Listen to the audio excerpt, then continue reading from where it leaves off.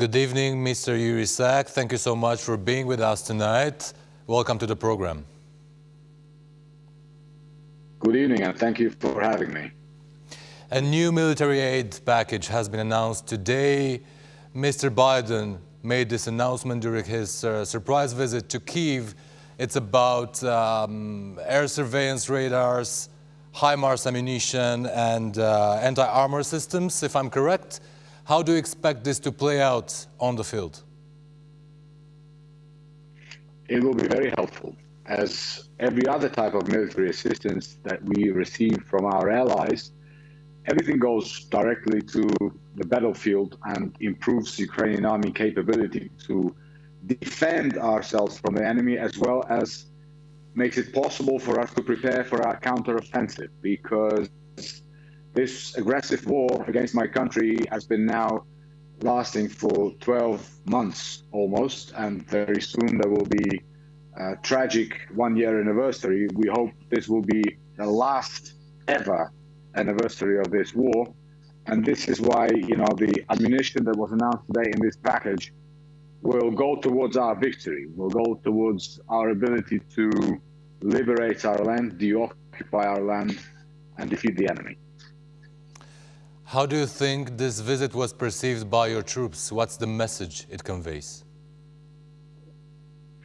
Well, of course, for our troops, visits such as this one are very encouraging and are very inspiring, because it sends a message that we are not alone in this fight with evil.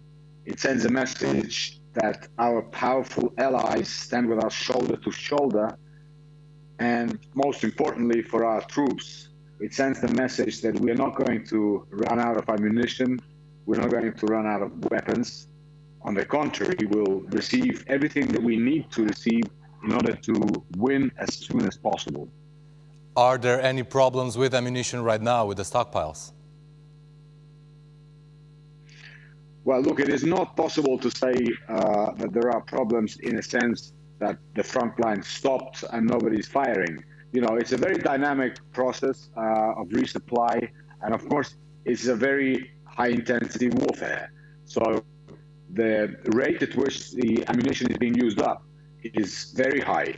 I don't think, there's hardly any other war in the modern history of Europe where so much ammunition would be used on both sides. So while we constantly need to replenish and resupply our troops with ammunition, and this is why we constantly speak to our partners and we stress that, ammunition is also very important. We talk about other things. We talk about tanks, we talk about air defense systems, we talk about fighter jets, but ammunition, this is a war of artillery and drones. So artillery plays a very important role, and of course, ammunition is key. This is actually why we welcome the discussions in the European Union about, launching new defense industry capabilities that will be geared towards the production of more ammunition. Because, I will repeat, that no European country ever could have expected that in 2022, a war of this magnitude would begin in the middle of Europe, but it did. And we are where we are now.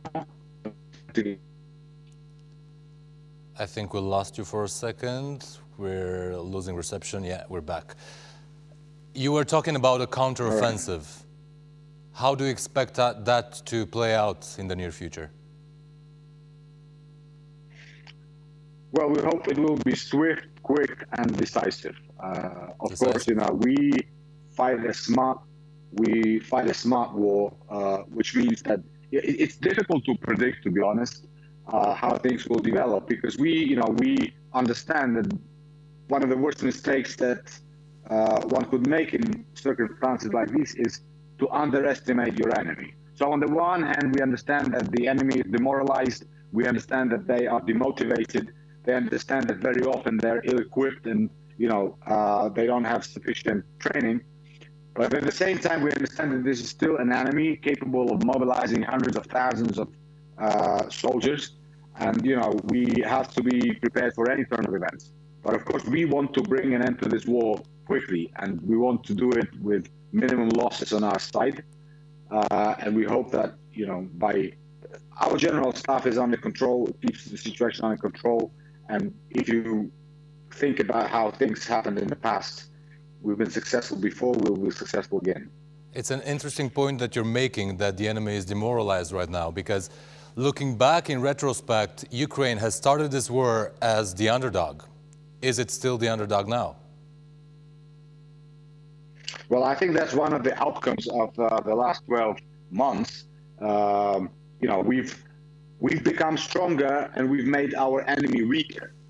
We have demonstrated to the world that Russia is a paper tiger, a terrorist state who wants everybody to be afraid. But the world has seen that Russia is absolutely almost impotent on the battlefield, because during the last 6 months they have not been able to secure any military success. They have taken huge losses. If you look at the amount of soldiers that they lose, they use them as cannon fodder in the meat grinder tactics. Now, this is staggering. So from this perspective, we're still standing strong, and we're confident in our victory. There's usually a timeline between promises and the actual delivery of weapons on the ground. I would ask you, when do you expect to see this aid, this military aid package coming into terms on the field? And when are you going to use the first Western tanks on the battlefield, for example? Well, of course, I cannot disclose any details of any weapons deliveries because, as a general principle, it is our policy to make such announcements actually only after the weapons that we receive end up on the battlefield. What I can say is, first of all, that we are very grateful to all our international partners who continue to support us militarily, who, there was, at the beginning of this large-scale invasion, our partners sometimes even hesitated and were reluctant to provide Ukraine with such systems as Javelins and Stingers. Now we are getting HIMARSes, Patriots, tanks. So it's been a steep journey for all of us, and we have seen how our allies change their attitude, and this is because they understand that.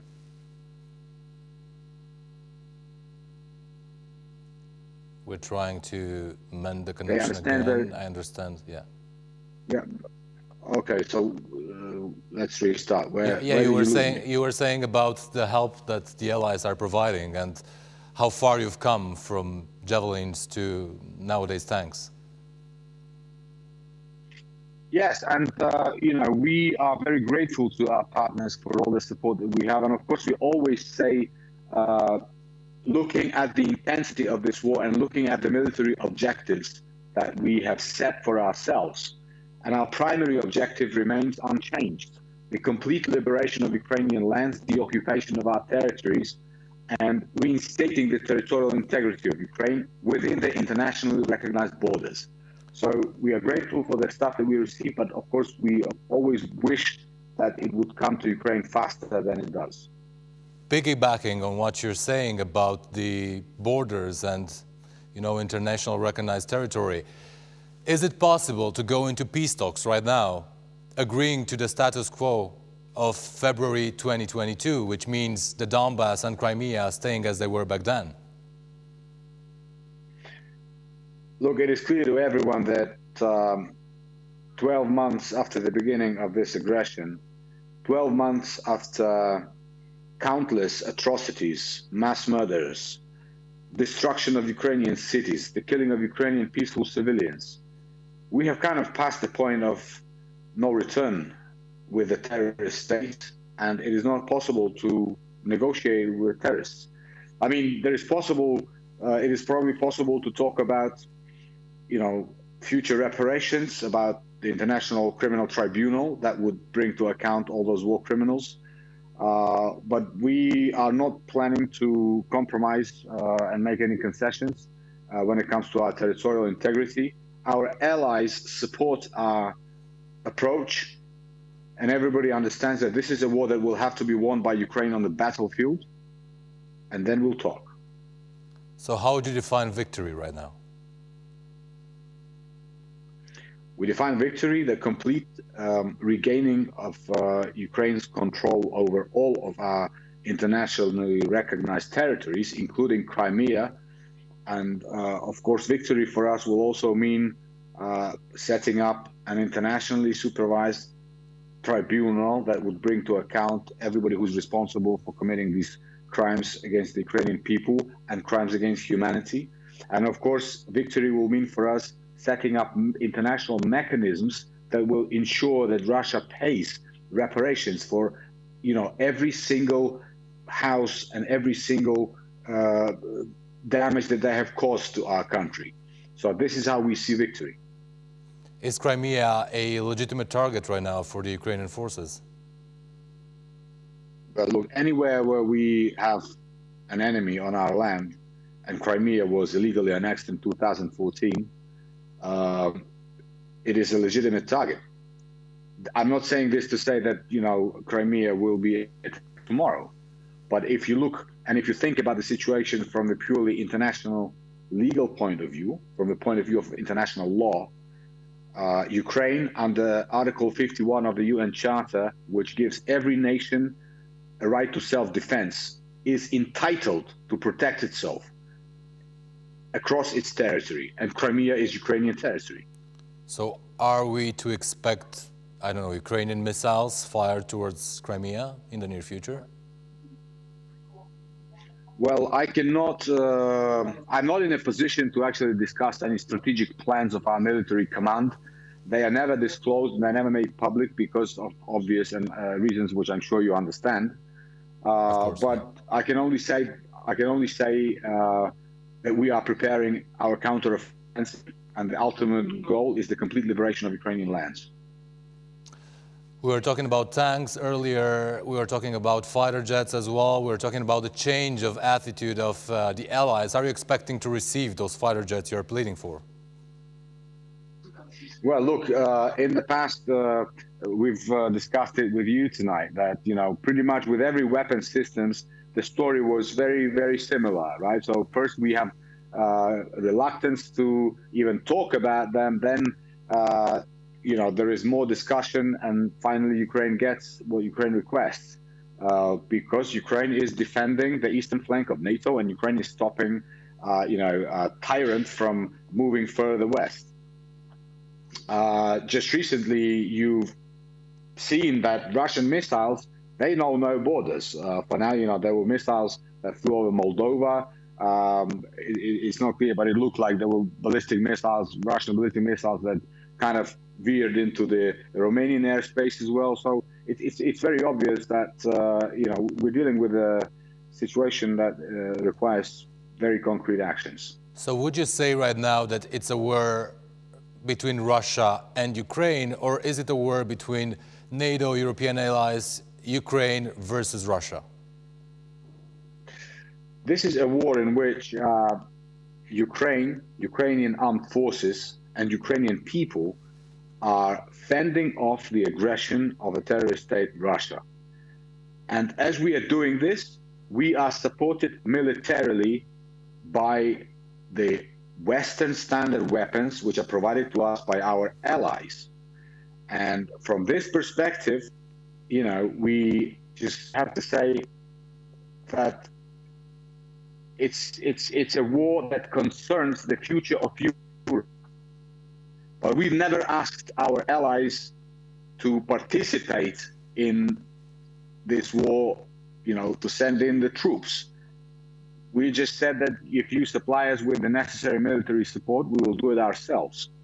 So this is probably the truth, and this is how we should look at it. It's a war, it's an aggressive war of Russia, the terrorist state, against Ukraine, in which Ukraine is supported by the coalition of free nations worldwide.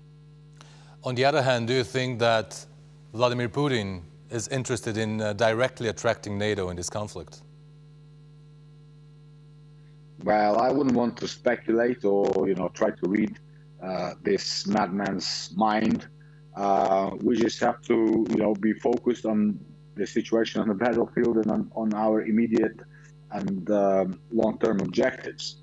So what we know is that, and this is something that the leader of Kremlin has said himself many times, he actually began his aggressive campaign from, you remember, from the ultimatum that he put forward in December 2021, where he said that, he believes that the collapse of the Soviet empire was the biggest tragedy of the 21st century, and he said that, the Western NATO bloc has to roll back to the level of 1997. So he was very straightforward and, unambiguous about his intentions. Okay, so you were saying, of course, that you did not ask for weapons. Your army is obviously NATO ready right now. It has proved it so on the battlefield. How do you feel about not being part of NATO yet and not even having a clear timeline for joining NATO? We have submitted our application to join the NATO alliance. We are confident that had this happened before, it is very likely that this war would have not happened. So I think that all our allies and, the countries who are members of NATO, they understand this as well. We, on our side, we are doing everything that we are supposed to do as prospective applicants for NATO membership.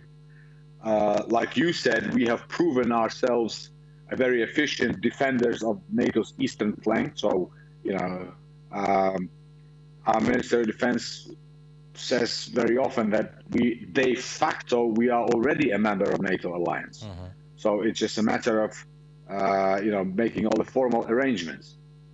And I think it will be in the interest of the NATO alliance, the European continent overall, if Ukraine joins NATO sooner rather than later, because this will be, for all of us, a guarantee for stability for the future. Was it cowardice? Was it a mistake on the part of NATO for not allowing Ukraine to join earlier and leading to this conflict eventually? I don't think it is possible to pinpoint the exact reason why this happened. But look, I will just repeat that I don't think anyone in Europe or anywhere in the world for that matter, I don't think anyone could imagine in their worst nightmare that this would happen, that this kind of war would begin in 2022. So, probably it was our common sort of underestimation or misunderstanding of Russia's true intentions. Now it is clear to all what Russia is about and what its intentions are and what kind of atrocity it is capable of. So, of course, with hindsight, had we known about these risks earlier, on us as well as our allies, perhaps the NATO membership of Ukraine would have been decided sooner. But look, it's no good crying over spilled milk. We are where we are right now, and we have to think about the future. You were saying that Ukraine is defending the eastern flank of NATO right now. It has often been said that if Ukraine falls, then nothing would stop Russia from further pushing and advancing towards other countries. Of course, the first target or the easiest target would be Moldova. How would you assess the risks towards Moldova, and are you afraid that the troops that are in Transnistria right now could advance towards the south of Ukraine? Well, look, you're right in saying that Russia's appetite goes beyond Ukraine, and countries like Moldova, countries like the Baltic states, we hear in Russian propaganda almost on a daily basis threats which are aimed towards Poland, and other countries. So which is a NATO member. Absolutely, yeah, absolutely. So, yes, and the Baltic states are members of NATO as well. So. Yeah. As long as Russia is not contained, as long as Russia is not brought to account and is not punished for what they have done already, they will always pose a risk for Moldova, for Poland, for the Baltic states. For Romania, maybe? Like I said, I wouldn't want to speculate, but, there was a time and a day when Romania was part of the Warsaw Pact and was in the influence of the Soviet Empire. So, but let's not speculate. Let's just focus on the task at hand. I'm trying just to draw the Russia in attention Ukraine. towards the possible risks and, dangers. Yeah, I think look. I think these are risks. I'm confident that these are risks that all Ukraine's Western immediate neighbors understand very well, and this is exactly why our neighbors have been so supportive of our cause. And whenever discussions arise on the international arena about support of Ukraine, they always are the first to actually confirm that Ukraine should be in NATO, Ukraine should be in the European Union, because it is in the interest of the European continent. Have the Romanian weapons sent on the front made a difference? See, this is what we keep repeating. Every single item that we receive from our allies makes the difference. Everything that we receive goes straight to the battlefield and is used efficiently by our soldiers. So, of course, the military assistance provided to Ukraine by Romania was also greatly appreciated, and we encourage Romania and other countries to continue to step up these efforts, and let's end this war. We will fight with the weapons that we get. We will bring peace to Europe. We are trying to understand in Romania if the weapons we have are efficient, are proven to be efficient. That's why I'm asking what kind, which ones in particular have made a difference on the front, and what else do you need from Romania? I wouldn't be able to tell you immediately, because I just don't have that information. But for our next conversation, which I'm sure we'll have soon, I will get that information. I will be happy to share it with you. Well, coming back to what you were saying about the situation in the front, where's the most complicated battle that's happening right now? Well, right now it's, of course, the east of Ukraine, area around the city of Bakhmut, places like Avdiivka, Mariinka. The enemy is amassing their troops. They are intensifying their attacks. So the east of Ukraine, of course, right now is the epicenter of the war. What do you expect? I mean, there have been talks about a huge Russian counteroffensive this spring. What do you expect in terms of that? Yeah. Are you afraid? Is the Ukrainian army even concerned about battles starting again in the north of Ukraine or even in Kyiv? Of course, we have to be prepared for any development of the situation. But at the same time, we understand that during the last 12 months, we have significantly degraded Russian capability on the battlefield, which is clearly seen from the fact that they are so unsuccessful on the battlefield. I will just repeat myself, that in the last 6 months, the only thing that they've gained control of are the ruins of the small city of Soledar. So it is very doubtful if their army is in a condition that will allow them to organize and run an offensive campaign in the kind of traditional understanding of this term. But at the same time, it is also possible to say that they have already intensified their hostilities. They already, have started throwing more soldiers onto the battlefield as cannon fodder, of course. But it's incremental and it's kind of gradual. But an offensive in a sense that a whistle will be blown and then tanks will roll in, I mean, that's not started yet. There were also Western reports about Russia amassing aircraft at the border and getting ready for a huge aerial offensive. How are you going to counter that? During the last 12 months, we have been able to improve our Air Force capabilities, thanks as well to the systems that we are receiving from our partners. At the moment, our general staff reports that they do not see any attacking capability being formed immediately on the borders with Ukraine. So, but look, we have to remember that this is a war that has not stopped for one day since it began. So it is not like something new can happen tomorrow. We've already been in situations where there were fierce fightings around cities like Mariupol, Kharkiv, Chernihiv. This is a very, very fierce warfare. So we have to be prepared for any turn of events, and at the same time, we have to be prepared for our counteroffensive, which is what we're doing right now. And coming back Getting ready. to the situation with the planes, which I know you want so much, do you think it would further escalate the conflict if Ukraine gets planes from the Western countries? We believe that what escalates the conflict is inaction.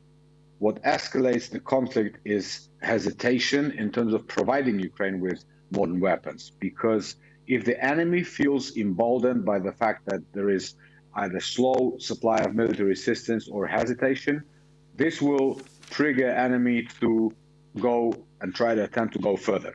We have seen in the past, in situations like the Kharkiv, Ukraine's counteroffensive, Kherson, we have seen that when this enemy gets punched, they retreat, they regroup, and that's how it ends.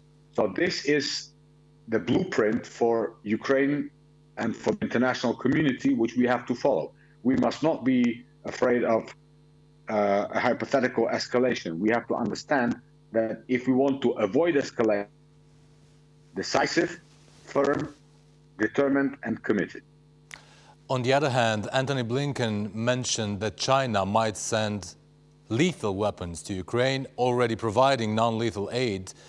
How concerned is the Ukrainian army about that perspective, and how would it change the nature of conflict? Of course, we hope, and this was already stated by our political and military leadership, we hope that China will continue to be pragmatic about their approach to Russia's aggression against Ukraine. And we hope that these fears and these concerns do not materialize. Because we have information, we understand that Russia, because Russia is also running out of ammunition, Russia is isolated, Russia is unable to continue to produce weapons and ammunition at a rate that they used to.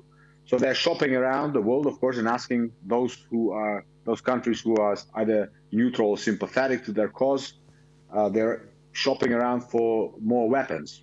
They found a friend in Iran. Iran is providing Russia with drones, which are used against Ukraine's peaceful cities, Ukraine's electricity infrastructure. Was that a game changer? I don't know if it was a game changer, but it did cause a lot of damage to Ukrainian cities and to the lives of ordinary Ukrainians. So, of course, we will continue to do everything we can diplomatically and through the efforts of our allies as well to try to convince China that, China is a country which is also interested and should be interested in maintaining a rule-based international order.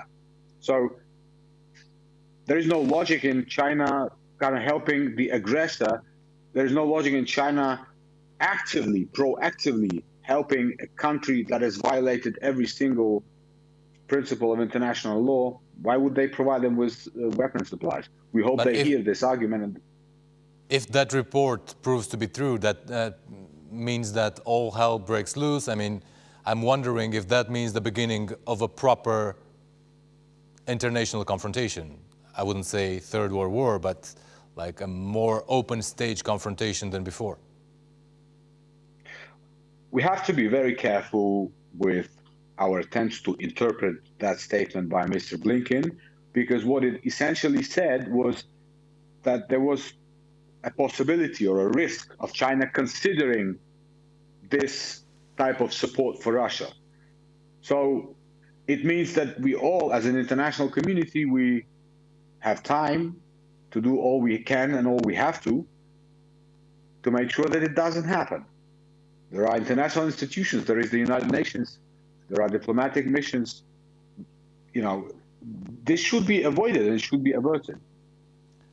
Mr. Sak, 1 year on, What was the most cherished victory so far for Ukraine? I don't think it is possible for us to pinpoint or cherry pick one victory, because every day and every time that we hear the heroic resistance of our soldiers, of our army, is a victory for us. And of course, we look forward to more victories sooner, and to liberating our country, and to celebrating the one big victory one day, and hope it comes soon. When is that going to be? Is the war going to extend more than this year? President Zelensky said, and I hope I'm sure that he speaks for all Ukrainians in this respect. We hope that this year, 2023, will become the year of victory. Thank you so much, Yuriy Sak, Counselor of the Ministry of Defense. Thank you for joining the program. Thank you for inviting me. Thank you.